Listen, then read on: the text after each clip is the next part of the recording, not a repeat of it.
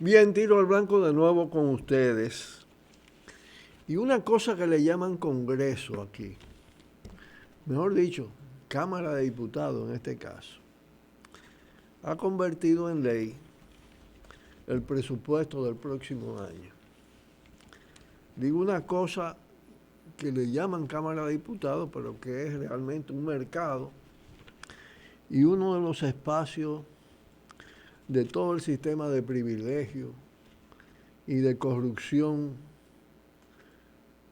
en múltiples vertientes. Aprobó un presupuesto, y es la tradición, que está al servicio del clientelismo, un presupuesto que lo pagan los pobres y los sectores medios de la sociedad, lo disfrutan los ricos. No se ha hecho el cálculo todavía del porcentaje que procede de los llamados impuestos indirectos, que son impuestos al consumo, que tradicionalmente es muy superior al monto de los impuestos directos, que son impuestos a la propiedad y a los beneficios. Por eso digo que es un presupuesto que los pagan, lo financian los pobres y los sectores medios, profesionales, pequeña, mediana empresa, y lo disfrutan los poderosos. Hay una parte de impuestos sobre la renta, pero ustedes saben los niveles de evasión que tienen los ricos y los poderosos y las exenciones que le otorgan. Además de esto, es un presupuesto que tiene mucho más gasto corriente en sueldos, salarios, dominillas del Estado, de un Estado hipertrofiado, con un volumen enorme de botellas, botellones, botellitas, nominillas, eso sigue igual, de cara al 2020. Y entonces, el gasto de capital en inversiones, y sobre todo en inversiones reproductivas o de servicios básicos, es mucho menor que el gasto en la burocracia, en las prácticas clientelistas. Eso por una parte. Pero hay más que decir. Se aprobó por una precaria mayoría impuesta por el PLD, que está más debilitado, lo que revela que le da muchas dificultades ya el control de las instituciones como antes lo tenía. Y como siempre la oposición, que no se diferencia en mucho ni en nada significativo del llamado oficialismo, como está en oposición y es periodo electoral, hace oposición a algunas cosas malas. Pero ese presupuesto también reitera un destino ridículo a la salud pública, que está en una fase de deterioro.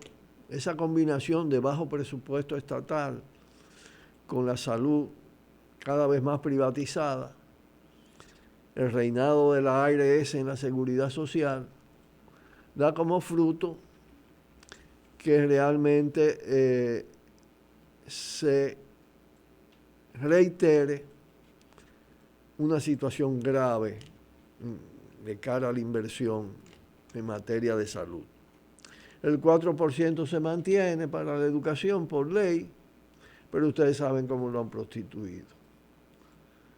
Y ya veremos, cuando analicemos esto, los resultados concretos que hay en esos términos. El medio ambiente por el suelo. Esos son goticas lo que le tiran, y aparte de eso entonces tenemos funcionarios, altos funcionarios, comenzando por el ministro, que son verdaderos depredadores, conectados incluso a las mafias de importadoras de alimentos y a todo tipo de negocios sucio en ese campo.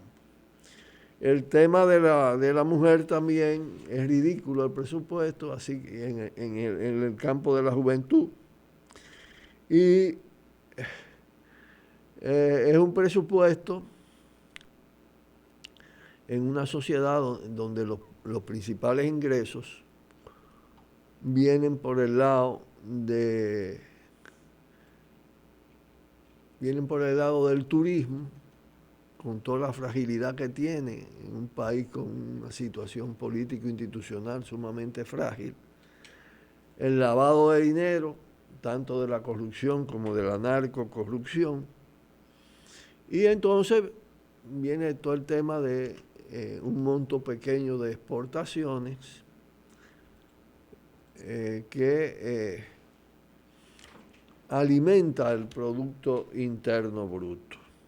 Estamos frente a un cuadro repetitivo con ligeras variantes, cada vez más repetitivo, lo que indica claramente que el 2020, con peores tendencias que el 2019, no va a ser nada halagüeño en materia de manejo de presupuesto como instrumento para mejorar las condiciones de vida, de salud, de educación, el tema seguridad ciudadana,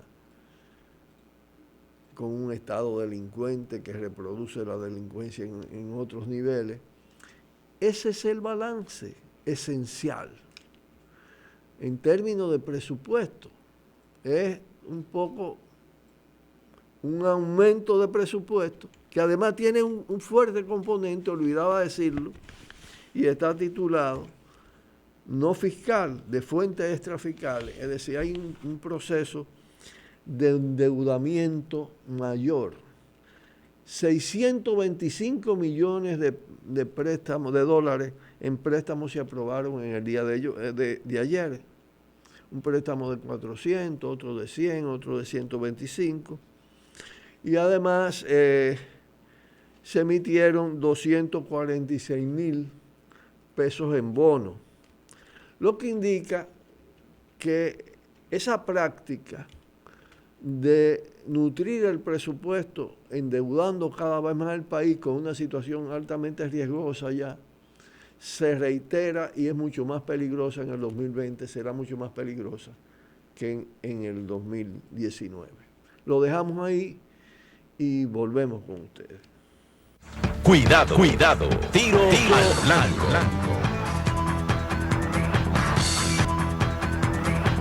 Ayer no pude ir a la audiencia del caso de Marino Zapete. Lo lamenté mucho porque tenía un compromiso inaplazable en Santiago. Pero hay que decir, por las informaciones recogidas y las conversaciones con los compañeros y compañeras que allí estuvieron, eso se despachó rápidamente, porque era una audiencia para el tema de si era posible o no la conciliación, porque se trata de un caso de una acusación de difamación. ¿A qué acusan de difamación? A quien tiene el valor de denunciar la corrupción de gente vinculada a las más altas autoridades del poder, y en este caso al propio Procurador General de la República. Claro que no podía haber conciliación, y Marino, como es su característica, demostró de nuevo su decoro, su dignidad, rechazando las pretensiones de la hermana del procurador, que a su vez tiene vínculos muy intensos en las alturas del Palacio Nacional. Y entonces, esa gente pretendía que Marino se retratara prácticamente, que declarara que se excedió, que no tiene documentos, y Marino tiene muchos documentos. Entonces se mandó la causa, no como dice, creo que fue el periódico El Nacional, para el 24 de diciembre hubiera sido un abuso, sino para el 24 de enero. Entonces, hay que señalar que algunos comentaristas de la televisión de programas muy relevantes, ¿no? De las grandes plantas televisoras del país y las grandes cadenas, que señalan que Marino está haciendo lo que debe hacer, que es peleando el problema en la justicia. Yo digo, no solo, la está peleando en la justicia y en la sociedad, porque Marino, como muchos de nosotros y nosotras, somos muy conscientes de que ese es un sistema judicial malvado, pero que hay que también dar la pelea en su seno, aunque sea para ponerlo a prueba. Porque quieren presentar el sistema judicial como algo idóneo, ¿no? Donde se debe dirimir todas las cosas. Igual dicen que la señora esta, la hermana del procurador, está haciendo lo que debe. Hay que decir que esa es una acusación inducida. Porque si bien ella era directamente afectada, porque el instrumento que usaron para el tema de los contratos y los no contratos, y para meterse en los bolsillos una parte grande de los más de 1.000 millones de pesos en contratas y en acuerdos, asignaciones de hormigón asfáltico caliente, realmente los jefes de todo eso son la gente del Palacio Nacional y Gonzalo Castillo en particular, que es el que maneja toda esa mafia. Naturalmente,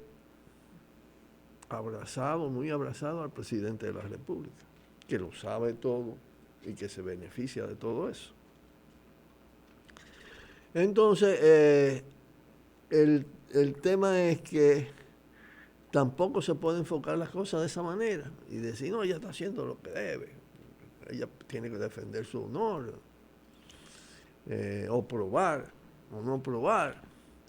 Y entonces dicen, el culpable sí es el Ministerio Público. No mencionan por su nombre al procurador. El Ministerio Público es el culpable, que frente al simple rumor debe actuar de una denuncia de corrupción y que no lo hace. Pero no dicen por qué no lo hace. No lo hace porque su hermana es la autora directa del tema, porque él la protege y la usa. Y porque además el tema es que él depende de Danilo y de Gonzalo. Es una dependencia del penco y del papá del penco. Entonces por eso actúa de esa manera, pero son incapaces de decirlo. Que el procurador es parte. No es que hay dos partes que están defendiendo cada una por su lado los derechos en una justicia que podría ser imparcial. No se trata de nada de eso. Se trata de una pelea desigual que hay que asumirla en todos los terrenos y que el que puede revertir el terreno de una justicia venal es la sociedad, es la movilización, es la denuncia, es el valor del acusado. Porque acusar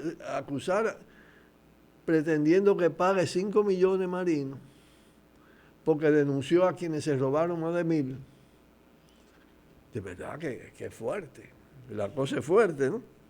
Pero no solo eso, es que el Procurador General de la República tiene el tupé, la cachaza, el epiplón de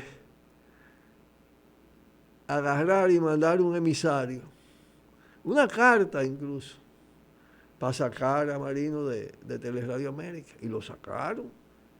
Ya esto incursiona en un delito, atentado contra la libertad de expresión y las libertades y los derechos. Un problema de derechos de la sociedad, del individuo, del ciudadano, de la ciudadana. Una práctica que la han hecho con otros comunicadores.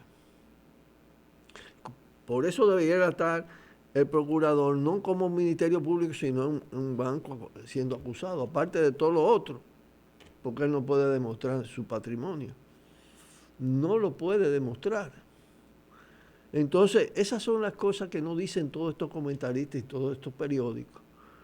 Unos lo hacen con más habilidades que otros y con más inteligencia que otros, haciendo gala de dominio del lenguaje, de cultura, de todo esto, pero en el fondo con la misma perversidad.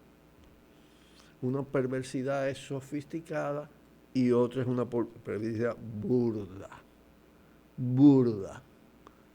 Y por eso es que deben existir espacios como este. Pausamos y volvemos. Cuidado, cuidado. Tiro al blanco. Bueno, el presidente de la República coge de las arcas del Estado 160 millones, lo invierten en la remodelación de la iglesia de Santa Bárbara y de la plaza de Santa Bárbara, que estaba en muy malas condiciones y que es bueno que se remodelara. Hay que ver la calidad ahora de la remodelación. Pero entonces, un dinero que es de los contribuyentes, 160 millones, él lo usa para decir que él le está entregando a la iglesia esa obra. Eso es lo que está cumpliendo un deber. Y eso lo recogen todos los periódicos en primera plana. Pero al mismo tiempo ocultan otra cosa. Ocultan que el tema de remodelación de la ciudad colonial, el plan de remodelación de la ciudad colonial, ha sido fuente de corrupción y de engaño. Y además ha servido para imponer una remodelación que realmente persigue sacar progresivamente los habitantes de esa zona y convertirla en una zona turística de negocios privados, en los que además algunas instituciones que se caracterizan por su voracidad histórica, como es la alta jerarquía de la Iglesia Católica, el grupo Vicini, los que se apropiaron de grandes áreas en la época de Balaguer, Bello Andino y compañía, son los grandes beneficiarios de la remodelación esta, que además se hizo con un diseño, como decía, en la que no hay parqueo, se elimina el parqueo en la calle prácticamente cuando se remodela, con estéticamente feo, muchas cosas, como los pilotellitos, eso que ponen ahí. Ponen al mismo nivel las calles, estrechan las calles, solo de una vía, dificultan enormemente el movimiento de la gente que habita ahí, la ponen en riesgo porque la acera está en el mismo nivel. Yo he hablado mucho de esas cosas, no voy a entrar en todos los detalles, pero sí en este aspecto. Para remodelar toda la ciudad, desde el Emiliano Tejeda hasta la José Gabriel García, ya llegando al Malecón, desde la Palo Hincado hasta la calle Las Damas, el BID aprobó un préstamo de 60 millones de dólares y erogó 30 millones para que se remodelara la mitad de la zona. No estaba incluida Santa Bárbara ni la parte alta de los barrios, San Miguel y demás, porque terminaba en el Emiliano Tejeda. Pues resulta que se consumieron los 30 millones y ahora se tomó un préstamo de 90.